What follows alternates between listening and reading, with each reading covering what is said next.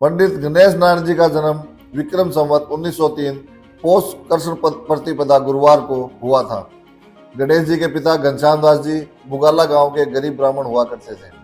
पूजा पाठ करना ही इनका मुख्य कर्म था।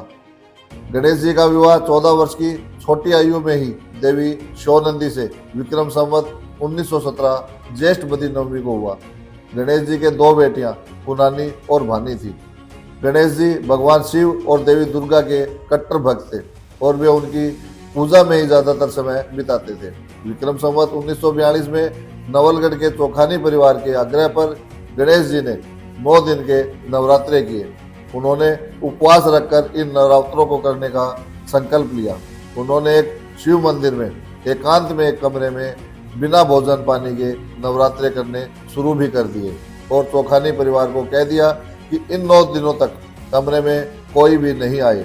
8 दिन बीत गए। गांव के पंडितों को ऐसी कठिन तपस्या व गणेश जी का बढ़ता प्रभाव पच नहीं रहा था।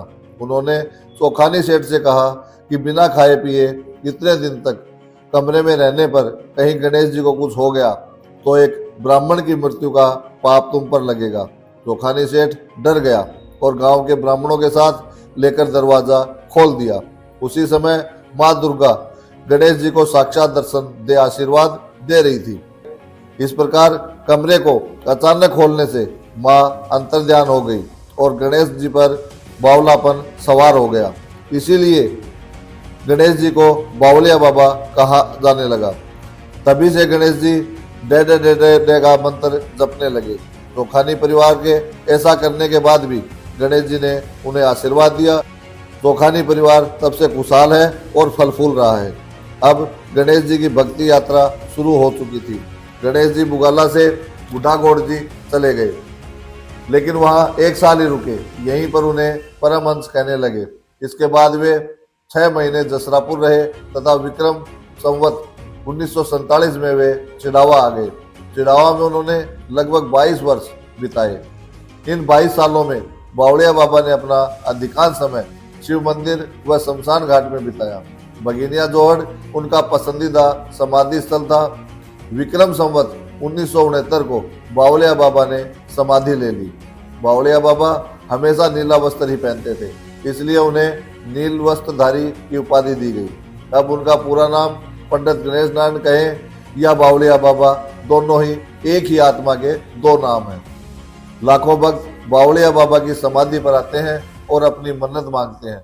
जो भी भक्त सच्चे मन से बाबा के दरबार में आता है, बावलिया बाबा उसकी मन्नत जरूर पूरी करते हैं। इसलिए हर गुरुवार को हजारों की संख्या में श्रद्धालुगण बावलिया बाबा की समाधि पर आते हैं और बाबा को बड़ा और शेड़ का प्रसाद चढ़ाते हैं। बाबा की पुण्यतिथि पर हर साल मेला भी लगता है। इस मेले में दूर दूर से लोग आते हैं। पुण्यतिथि से 1 रात पहले भक्तगण जागरण कर बाबा को रिझाते हैं। दूसरे दिन मेला लगता है। मेले में बाबा के हजारों सवामणी चढ़ाई जाती है तथा पूरे दिन प्रसाद वितरण चलता रहता है। बाबा के दरबार को सुंदर व मनमोहक फूलों से सजाया जाता है। बावलिया बाबा ने ही चिड़ावा को शिवनगरी का नाम दिया था और कहते थे कि शिवनगरी में सुर और असुर कभी पनप नहीं सकता। तभी से चिड़ावा में जिसने भी सुअर पाले वो कभी कामयाब नहीं हो सके। इसी के साथ बावलिया बाबा की जय।